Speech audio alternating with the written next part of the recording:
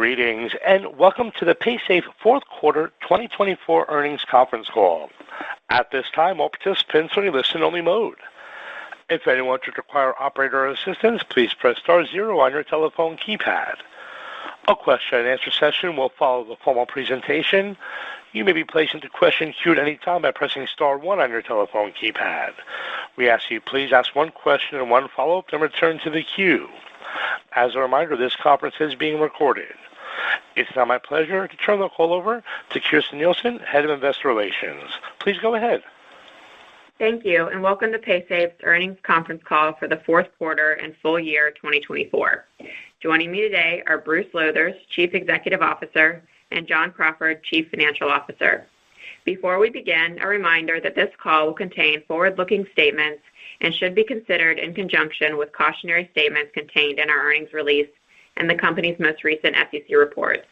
These statements reflect management's current assumptions and expectations and are subject to factors that may cause actual results to differ materially from those forward-looking statements. You should not place undue reliance on these statements. Forward-looking statements during this call speak only as of the date of this call, and we undertake no obligation to update them. Today's presentation also contains non-GAAP financial measures. You can find additional information about these measures and reconciliations to the most directly comparable GAAP financial measures in today's press release and in the appendix of this presentation, which are available in the Investor Relations section of our website. With that, I'll turn the call over to Bruce. Thanks, Kirsten, and thank you all for joining us today. We had a very active quarter and released much of the 2024 results and 2025 guidance last month, so I'll start off with a few simple messages that we'd like for you to take away from the call. In 2024, we delivered 7% organic revenue growth, supported by all key regions and product lines. Last month, we announced the divestiture of our direct marketing payment processing business, which marks the completion of our portfolio rationalization and sharpens our focus on Paysafe's ideal customers and verticals. This represents an important step forward to enhance our financial performance and valuation by eliminating a declining non-core revenue stream and reducing our exposure to higher-risk merchants. We continue to reduce net leverage, which is 4.7 times at year-end, down from 5 times at the end of 2023. At the same time, we made significant investments while returning more than $40 million to shareholders through our first-ever share repurchase program.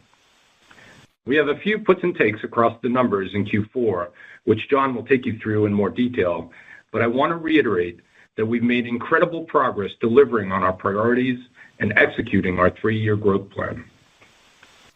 Turning to slide 4. Our fourth quarter and full year results are consistent with our press release last month, so I'll keep this brief. Revenue in the fourth quarter increased 1% year over year, resulting in full year revenue of $1.7 billion, an increase of 6%. When we look at the organic growth, excluding impacts from disposed business, FX, and interest, our revenue growth would have been roughly 6% for the fourth quarter and 7% for the full year. Adjusted EBITDA was $103 million for the fourth quarter, resulting in $452 million for the full year, down 1% compared to last year, largely reflected the accelerated merchant exits in Q4 related to the direct marketing business, as well as associated increase in credit losses. As a reminder, we also made incremental investments totaling $29 million as part of our 2024 objectives to expand our sales capabilities and optimize the portfolio. With the portfolio repositioning now behind us, and given that a large portion of these investment expenses are one-off in nature, we expect to see meaningful improvement in our adjusted EBITDA growth in 2025. We also generated strong unlevered free cash flow of $300 million in 2024, reflecting a 66% conversion of adjusted EBITDA. Lastly, for the first year since going public, we achieved a positive GAAP net income, which was $22 million for the full year of 2024, compared to a net loss of $20 million last year. Turning to slide 5, I'll double-click on our growth drivers in 2024, aligned with our strategic initiatives. The first bucket that you see here is attrition, which includes our voluntary attrition from relationships we exited in higher-risk sectors such as crypto. This also reflects market attrition within SMB, particularly at the micro level, which typically has higher levels of attrition. The next pillar is growth from our existing clients or same-store sales, which contributed roughly 9% to growth during the year. The last pillar is our growth from new client wins, as well as the introduction of new products, which together contributed roughly 11%. When we put all of this together and look at our organic performance, we see 7% growth in 2024, supported by cross-selling and growth with existing clients, as well as new logos and new products. Turning to slide 6, I'll close out the discussion of our 2024 objectives. We successfully expanded our sales capabilities by welcoming 170 new quota-carrying reps to the Paysafe sales team. We continue to see good momentum across our enterprise-level accounts, where revenue is up more than 10% for the year, including double-digit growth from e-commerce on the merchant acquiring side and single-digit growth from digital wallets on the consumer side. The investments in our sales team expansion and portfolio optimization reached $29 million for the year, which generated more than $50 million in in-year revenue, and we expect this contribution to roughly double in 2025. On our consumer acquisition strategy, we made several foundational improvements which have supported stability in our user base. Our Classic Wallet users surpassed 1 million for the first time in 3 years, driven by the development of better incentives and promotional programs. Across the broader 7 million user base, we've seen favorable trends from new partner integrations, such as Revolut and Deutsche Bank, as well as new product introductions. For example, revenue from online distribution of our eCash solutions nearly doubled compared to last year, as more users are loading their accounts digitally versus going into a store. We expect consumer acquisition to benefit from continued product initiatives, market expansion, and improve marketing execution in 2025. Finally, while still relatively small numbers, our revenue generated from our product initiatives continue to be up significantly compared to last year and reflect 6% of our total revenue in 2024. We are focused on driving this higher in 2025 with a goal to reach double-digit contribution over the near term. Turning to slide 7. I'll highlight some of the additional points on the momentum we see across the sales organization. Today, we have a more balanced growth profile, including double-digit growth from our top 20 clients. We also saw a 6% increase in the total number of enterprise-level merchants in 2024. Our growth was relatively broad-based across all key regions, including high single-digit growth from our top 20 countries. When we look at how this compares to the performance of these metrics during the 2 prior years, growth was in the low single digits or even declining, so we've demonstrated a lot of improvement across the board. Turning to bookings, in 2024, approximately 1/3 of our new enterprise deals measured by annual contract value were with existing customers, reflecting both territory expansion and product cross-selling. Additionally, we saw total ACV of bookings expand 40% over last year, including strong growth in Latin America. Our current pipeline has also grown by more than 40%, and we are targeting a 20% increase in our enterprise pipeline per FTE as our sales organization becomes more productive. In 2024, we enhanced our training program for new sellers by launching the Sales Academy. This initiative provides an effective onboarding experience coupled with continuous learning. Our goal is to empower our sales teams to approach challenges with confidence, enhancing their ability to close deals successfully. Overall, we have a much stronger sales motion in place today, and it boils down to execution in 2025.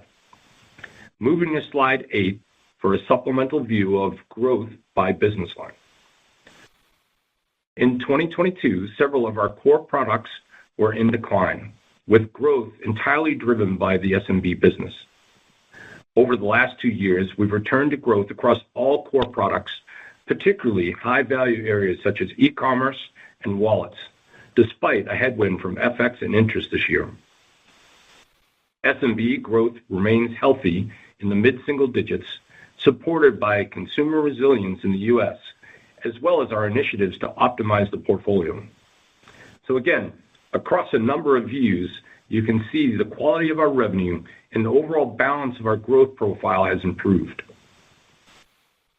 Turning to slide 9.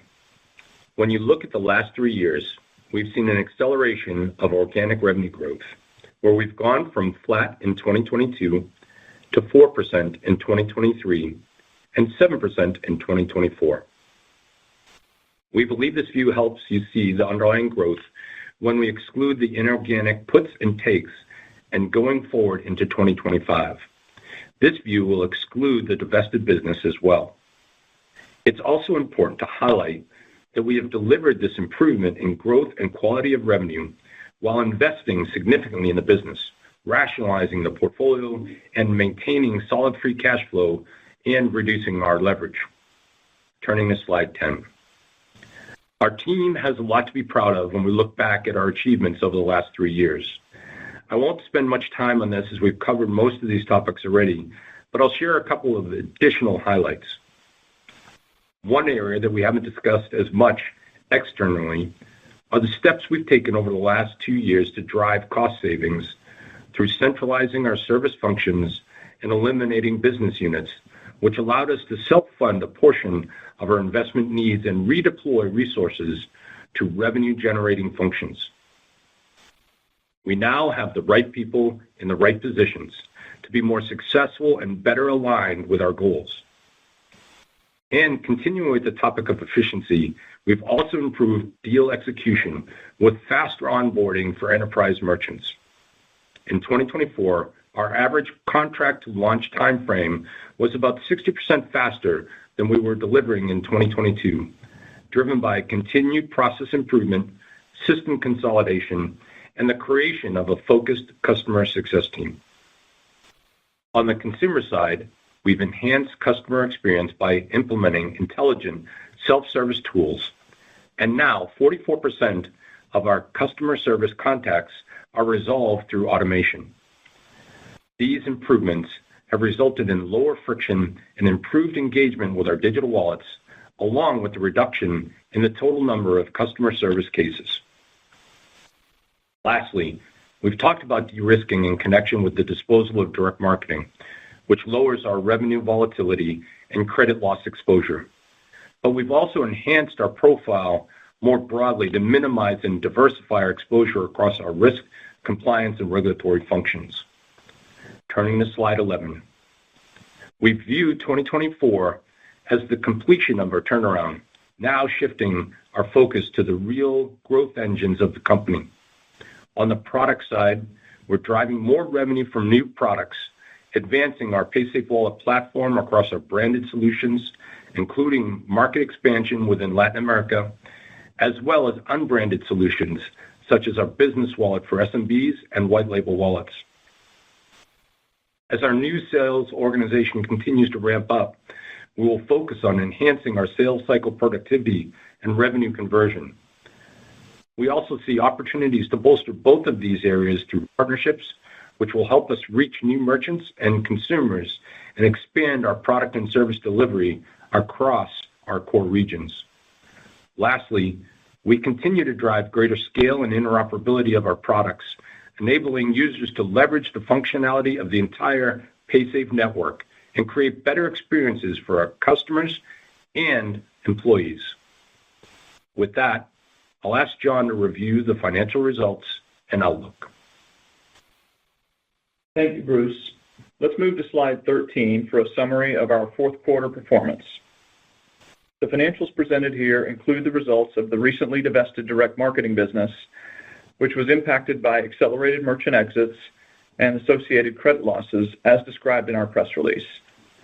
I'll provide some color on those impacts and what our growth would have looked like excluding this business. Additionally, in the appendix of this presentation, you'll find a quarterly summary of its financial contribution for 2023 and 2024. In Q4, revenue increased 1% to $420.1 million on a reported basis, which included about $16 million of inorganic headwinds from FX, interest, and the disposed business. So when you look at our performance on an organic basis, growth would have been roughly 6% in Q4, driven by strong double-digit growth in e-commerce and low single-digit growth from SMB merchants and the digital wallet segment. Adjusted EBITDA declined to $103.3 million compared to $121.7 million in the fourth quarter of last year, reflecting a $15 million increase in credit loss expense, largely associated with our portfolio actions in direct marketing. Excluding the impacts of direct marketing, adjusted EBITDA margin would have been 26.9%. We generated $70.5 million in unlevered free cash flow for the quarter, with a 68% conversion of adjusted EBITDA. The decline in free cash flow from Q4 of last year mainly reflects the lower adjusted EBITDA as well as increased CapEx. Adjusted net income was $29.6 million, or 48 cents per share, down from 66 cents in Q4 of last year, reflecting the adjusted EBITDA performance, partially offset by a reduction in interest expense. Moving to slide 14 for a quick recap of the full year. For the full year, revenue increased 6% to $1.7 billion in 2024. Excluding impacts from FX, interest, and the disposed business, organic revenue growth would have been 7%. Adjusted EBITDA declined 1% to $452.1 million, with the two key drivers being the planned incremental investments totaling $29 million for the year and a $25 million increase in credit losses year over year. Without the impacts from direct marketing, adjusted EBITDA margin would have been about 25.6%, down 110 basis points compared to 2023. And recall that the 2023 EBITDA margin benefited from $38 million of growth from interest in FX, while this was a $7 million headwind in 2024. So the underlying margin trajectory remains strong.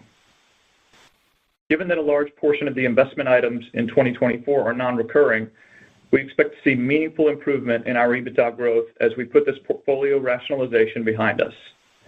When you couple that with an improvement in the productivity of our sales force, including the annualization of client wins in 2024, we expect to show strong improvement in operating leverage in 2025 and beyond. We generated nearly $300 million in unlevered free cash flow for the full year, reflecting a 66% conversion rate, in line with our expected range of 65 to 70%. Adjusted net income and adjusted EPS declined 8% to $132.5 million, or $2.14 per share, reflecting the adjusted EBITDA decline, partially offset by lower interest expense. Let's move to slide 15 to discuss the Merchant Solutions segment. Revenue in the fourth quarter for Merchant Solutions increased 1% year over year to $230.1 million, including a 5 percentage point headwind from direct marketing, and full-year revenue increased 9% to $957.6 million, including a 1 percentage point headwind from direct marketing. The underlying performance was led by double-digit growth in e-commerce, with continued momentum in North America iGaming and mid-single-digit growth across the SMB space. The disposed direct marketing business and associated credit losses had a significant impact on the results for Merchant Solutions, particularly on adjusted EBITDA, which declined 43% in Q4 and 14% for the full year. Again, the EBITDA and margin performance also reflects the incremental investments in our 2024 initiatives. So looking ahead to 2025, we'll start to see a better margin profile as a larger percentage of these incremental investments will not recur and credit losses return to normal levels, along with better operating leverage as the new sales organization matures. Turning to the digital wallet segment on slide 16. Q4 revenue from digital wallets increased 2% to $194.4 million, or 3% on a constant currency basis, leading to full-year revenue growth of 4%. Growth was supported by continued strength from new products, which more than offset lower interest revenue on customer deposits, which was a headwind of $3 million for Q4 and $6 million for the full year. Our 3-month active users were 7.3 million, up modestly from Q3, reflecting seasonality, and stable year-over-year with revenue growth supported by continued improvement in user experience and engagement. In Q4, adjusted EBITDA grew 8% to $89.2 million, or 9% on a constant currency basis, leading to full-year adjusted EBITDA of $339 million, with an adjusted EBITDA margin of 44.3%, an increase of 90 basis points reflecting solid operational execution and expense discipline. Turning to slide 17 for a summary of debt and leverage. At the end of the year, total debt was under $2.4 billion, reflecting debt repayments and repurchases of more than $100 million during 2024. We ended the year with a net leverage ratio of 4.7 times, compared to 5 times at the end of 2023. We expect to further reduce our net leverage ratio to 4.4 times or lower by the end of 2025, and we remain focused on achieving our target of 3.5 times by the end of 2026. During the quarter, we repurchased 969,000 shares at an average price of $18.50 per share. For the full year, we repurchased 2.6 million shares at an average price of $16.23. In February, our board authorized a $70 million increase to our share repurchase program, which brings our remaining authorization to approximately $77 million. Moving to the full year 2025 outlook on slide 18. We expect reported revenue growth to be between flat and 2% in the range of $1.71 billion to $1.734 billion. Excluding the disposed business in both 2024 and 2025, we expect revenue to grow between 6.5% and 8%. At the segment level, we expect Merchant Solutions to grow in the high single-digit to low double-digits range, and Digital Wallets is expected to grow low single digits, including an expected headwind from FX and interest of approximately 3 to 4 points. Additionally, while we haven't typically given quarterly guidance, I'd like to highlight that our expectation is for the second half to be stronger than the first as some of our newer initiatives come online. We expect Q1 to be our softest quarter with organic revenue growth of 3 to 4%, and our first half of the year building in the 4 to 6% organic revenue growth range to something more like 8 to 10% in the second half of the year. We expect adjusted EBITDA margin between 27.1% and 27.6%, with adjusted EBITDA in the range of $463 million to $478 million. Excluding our business disposal, this represents a 150 to 200 basis point increase in margins, reflecting modest growth of operating expenses in the low single digits, along with lower credit losses, and driving EBITDA growth of 13 to 17% versus prior year. Lastly, we are providing adjusted EPS guidance for the first time. We expect adjusted EPS to be in the range of $2.21 per share to $2.51 per share, and we've provided some of our additional assumptions in the appendix to help with modeling. Turning to slide 19, I'll highlight some of the growth drivers behind our outlook. We expect our existing customers, including the annualization of 2024 bookings, to generate growth in the upper single digits. We also expect a growth contribution around 10% from both product initiatives as well as new client wins as our expanded sales team transitions from the onboarding stage to becoming more productive. When you put that together, these growth pillars more than offset the impact of the attrition and the divestiture, leading to modest low single-digit growth on a reported basis and growth north of 7% on an organic basis. As I touched on earlier, when you think about our margin profile, we have the non-recurring items from 2024 behind us. Specifically, we have about half of the $29 million investment in portfolio optimization that will not repeat this year. Additionally, we had an increase of approximately $25 million in credit losses, and now we expect a return to more typical levels, which when combined with tighter management of operating expenses should show the operating leverage in our business model. With that, I'll turn the call back over to Bruce for closing remarks before we take questions. Thank you, John. To summarize here, we see significant potential in Paysafe, having increasingly improved our investment thesis. We have proven our ability to accelerate growth while also making significant investments and completing our portfolio rationalization. With our foundational turnaround now behind us, we are looking forward to our third year of growth, focusing on Paysafe's biggest opportunities in the experience economy. This is underpinned by the exceptional talent and strong free cash flow, which allows us to continue to delever and create equity value for our shareholders. I want to thank all of the Paysafe employees for embracing our need to change. I am more optimistic today than I was when I joined the company almost 3 years ago, and I'm excited to enter this new chapter alongside the Paysafe team. Now, let's begin the Q&A session. Thank you. We'll now be conducting a question and answer session. If you'd like to be placed in the question queue, please press star 1 on your telephone keypad. And as a reminder, please ask one question and one follow-up, then return to the queue. One moment, please, while we poll for questions. Our first question today is coming from Timothy Chiodo from UBS. Your line is now live. Hi, this is Jane on for Tim. Thank you for taking the question.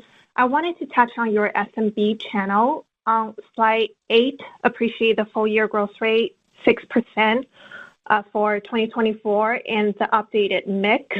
So for 2025, how should we think about the growth drivers for SMB to potentially see acceleration again in your strategy around your SMB direct channel versus your ISO book? Thank you.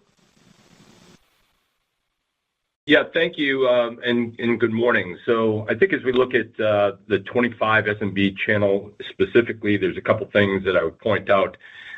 We continue to have solid growth, low teens growth with our Clover sales, so we continue to see significant expansion there. One of the things that we focused on was moving upstream within the SMB channel, so getting a little larger SMB client. We've been able to do that. We see revenue per merchant up in the upper single digits going into 25. And then lastly, I would say we've also added quite a bit of sales help in the SMB channel. So we continue to see solid growth in our ISO part of the book.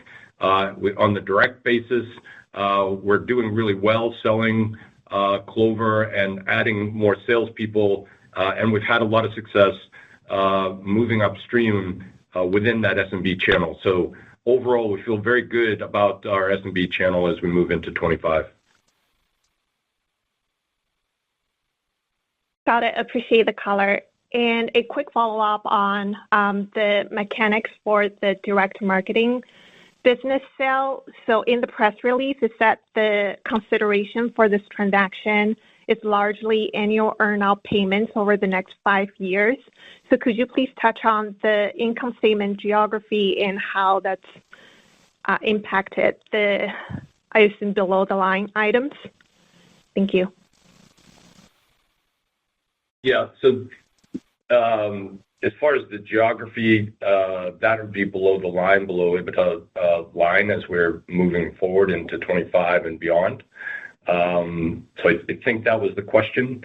And I don't know, John or Nicole, if you guys want to add. I think that's fair. I shouldn't be answering the accounting question. But I hope that answers your question. Yeah, that makes sense. So just confirming that's in the adjusted EPS guide for 2025? Yes, that would be in the adjusted EPS guide for 25, correct. But it's not expected. It's not, just to be clear, it's a de minimis number expectation in 2025. Gotcha. Super helpful. Thank you so much.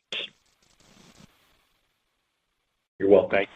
Thank you. Next question is coming from Andrew Hart from BTIG. Your line is now live. Hey, thanks for the question. I guess, Bruce, just maybe first one, getting a handful of questions on the comments in the press release about the takeover interest before and after the Bloomberg report. Anything incremental you can share with us on, potential profiles of the bidders or any details you can share about those conversations? Andrew, good morning. Thanks for the question. I think we're going to stick to no real comment there at this point.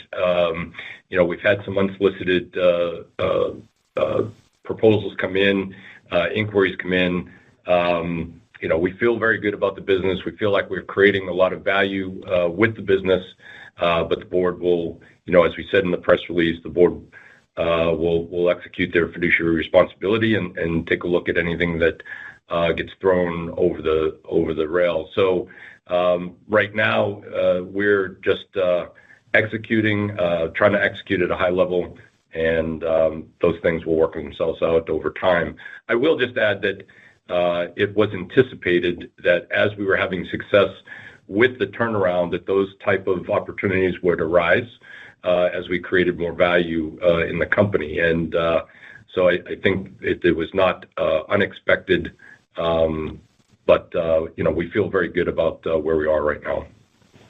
That's helpful. Thanks. And then, I guess with the portfolio now cleaned up, can you just talk about some of the target customers and area of focus you want to have in 2025? I think one of the comments you made was the experience economy, and this bridge of the 25 outlook drivers is great. There's 10% growth from new customers. So can you share with us kind of who the target customers are for the refocused sales team in 25?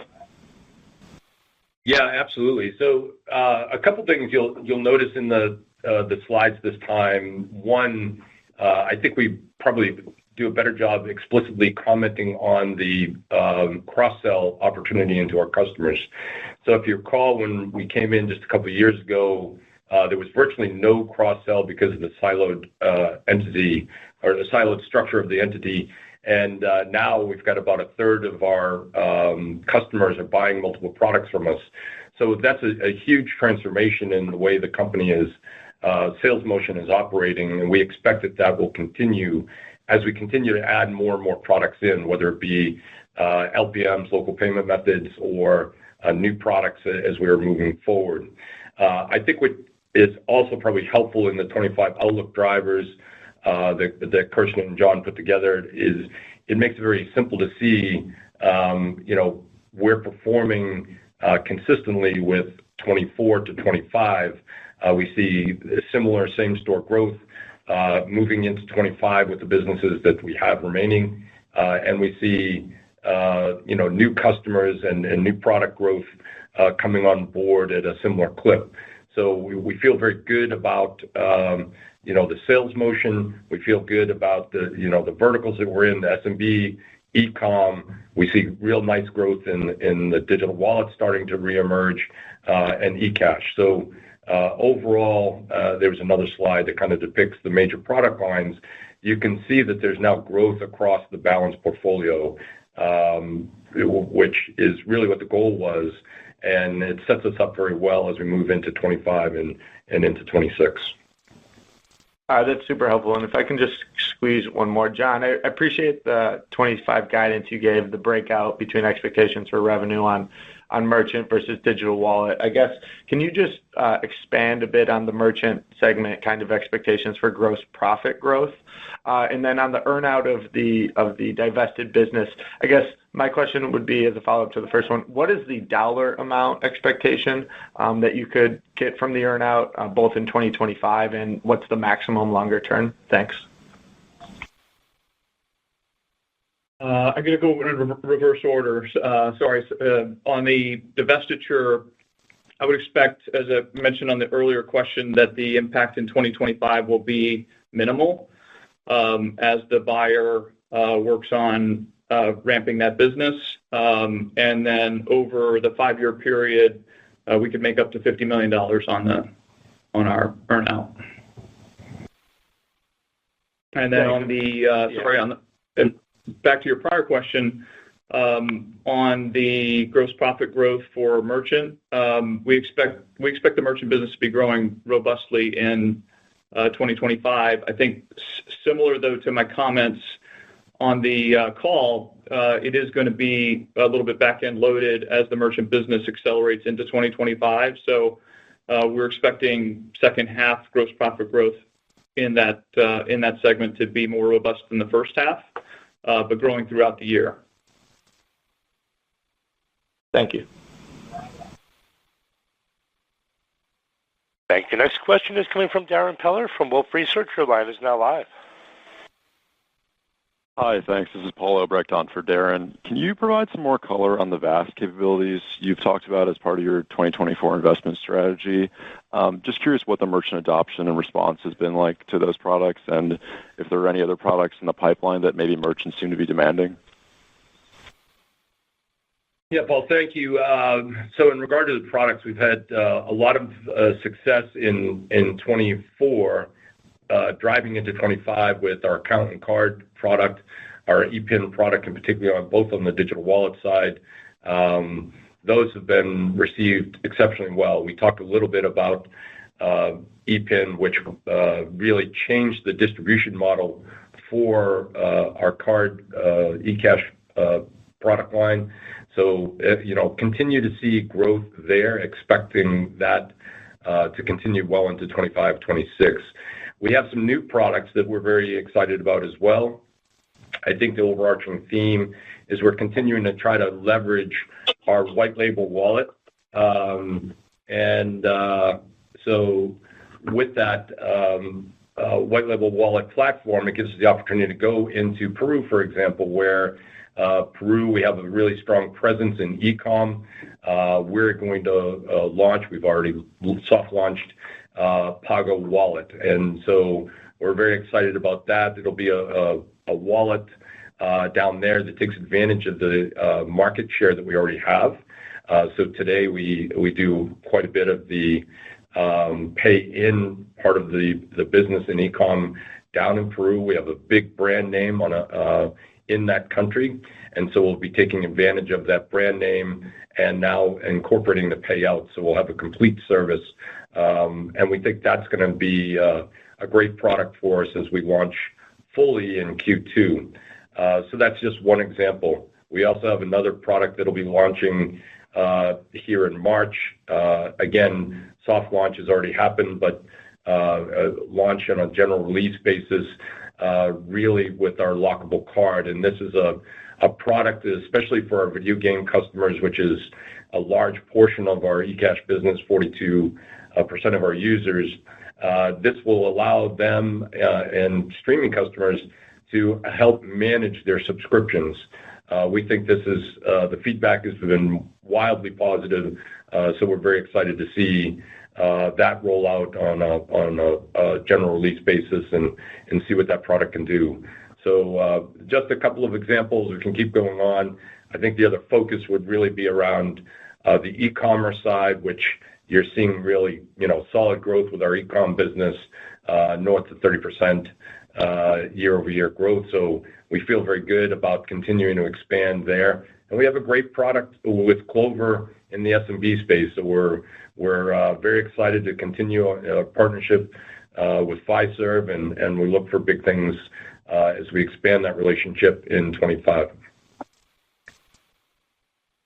Got it. That's helpful. Thanks. And then, excuse me, as a follow-up, can you update us where we're at from a sales productivity standpoint? I think in the deck you said you were targeting a 20% increase in the pipeline per employee. So I'm just curious on the timeline for ramping these hires that you made in 2024.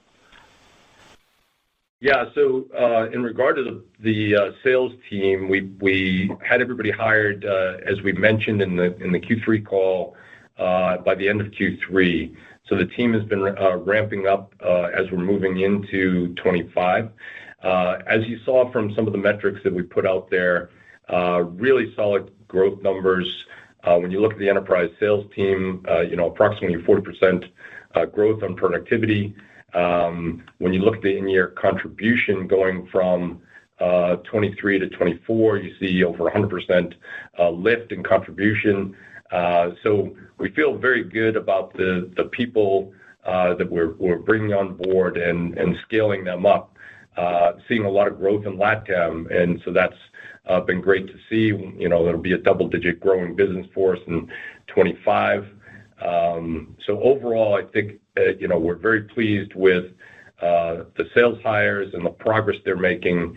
And this year in 25, it'll really be about continuing to ramp them up, continuing to get the maturity into that organization to drive what we need for 26 and beyond.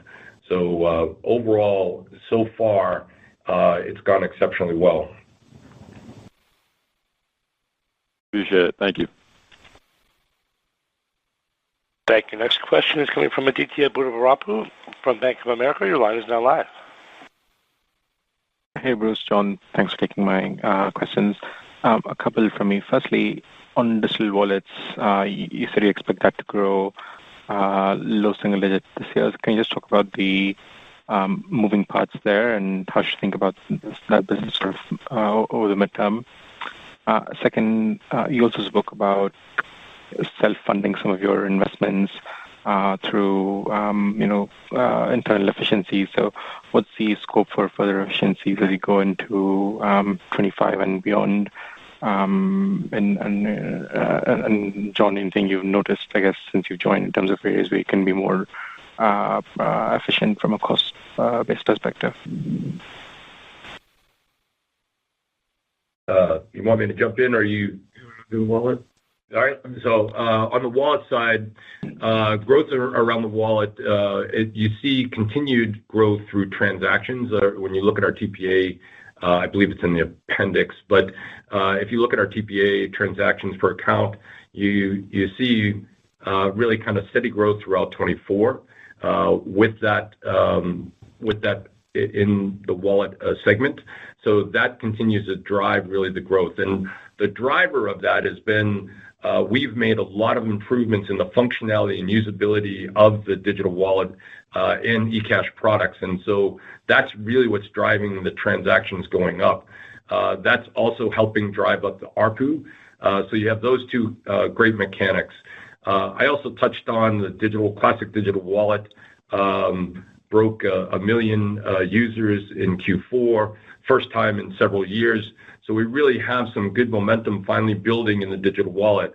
As we look at the new product releases as well with Pago, we should see continued acceleration with the digital wallet side of the business. Yeah, and then to your questions about self-funding investments and efficiency opportunities, I'd say I think big picture, think about it to some extent as a redeployment or a reallocation of spend from back of the house to front of the house as we continue to look at driving sales and marketing to grow the business on a go-forward basis. And some of that I mentioned on the last quarter call in my brief remarks about some of my priorities, one of which was some systems migration work and that sort of thing. And as those projects continue to deliver over the next few years, we will create additional opportunity that we can then redeploy for growth in the business. So there's not one big thing to your question, but there are a lot of medium-sized, small projects. All right, that's very clear. Thank you. Thank you. Next question is coming from Trevor Williams from Jefferies. Your line is now live. Hi, this is Spencer James on for Trevor Williams. Thank you for taking the question. Maybe just to start, I wanted to ask. Hi, how are you? Maybe just to start, I wanted to ask about your assumption for attrition in FY25. It was helpful to get the summary of the expected drivers on slide 19. It looks like you expect an 11% headwind in 25, which is less than the 13% headwind in 24. I was just wondering if you could comment on the strategy for managing that attrition and how the underlying drivers of it may look different this year versus last year. Yeah, I'll start off, and John can add color to it. So if you think back and play kind of the earnings calls from 2024, you heard me talk about throughout the year us trying to de-risk the company. Sorry, not delever, but de-risk the company. Well, we delevered as well.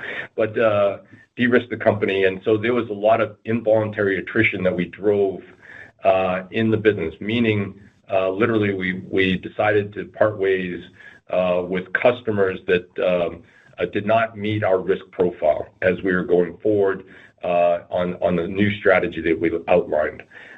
We believe that is 2 to 3 points of attrition that we added to the mix in 24.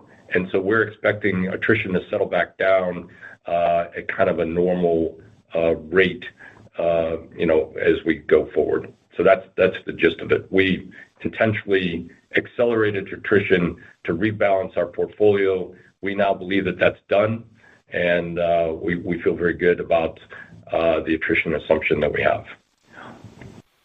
The only color I would add to that is that understand that some of that voluntary attrition that Bruce mentioned actually was on the wallet side of the business. So think, geographies or specific product areas where we are de-emphasizing. Fair enough. Appreciate it. And then as a follow-up, maybe just on credit losses, could you give a bit more color on what drove the uptick in Q4 and comment on what gives you confidence that it can normalize this year? So in Q4, this was driven by the direct marketing business, the vast majority of it, and that's.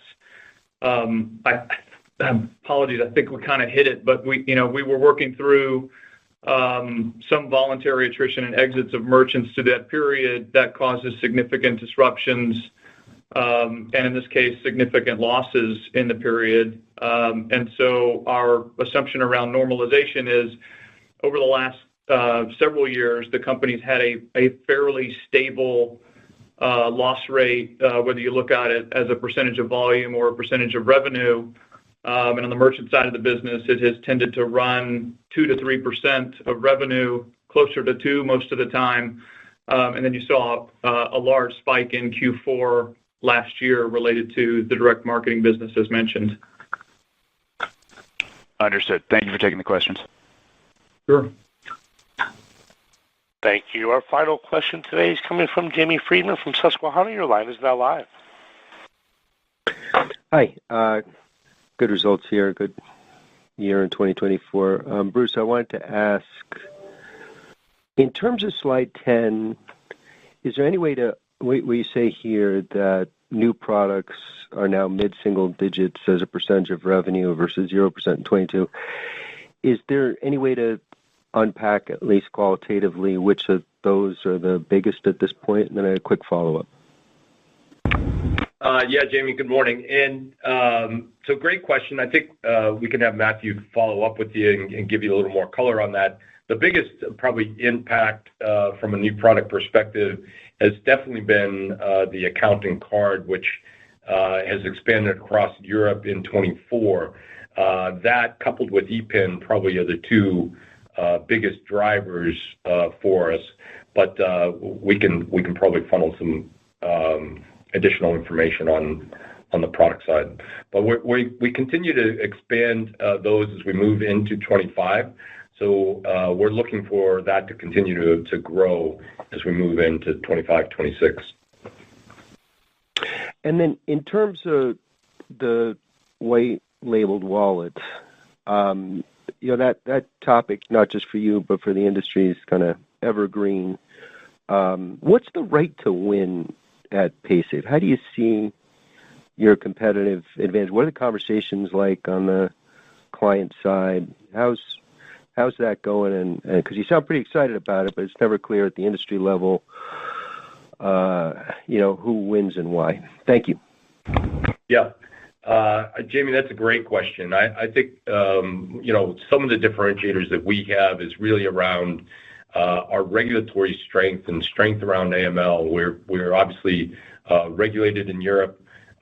We do a tremendous job around the AML issues, put a lot of effort into that, and that gives us a tremendous framework for us to leverage with our white label wallets as we move that across geographies and create kind of new affiliate wallets as we're moving forward. So Pago is really the Pago wallet is really a white label wallet, and we're very excited about that, launching that fully here in Q2 down in Peru. So should have some good metrics around Pago wallet as we're moving through 25.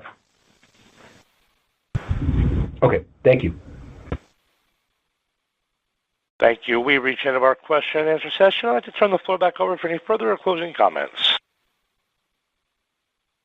Yeah, I just want to thank everyone, obviously the team here for all the preparation that goes into quarterly earnings. Also want to thank the employees for just a tremendous year as we bring a close to the transformation of Paysafe, and we now move forward focused on growth, focused on bringing new product to our customers, and just very excited about the future. So thank you all for joining us today, and we look forward to talking with you again soon. Thank you. That does conclude today's teleconference webcast. You may disconnect your line at this time and have a wonderful day. We thank you for your participation today.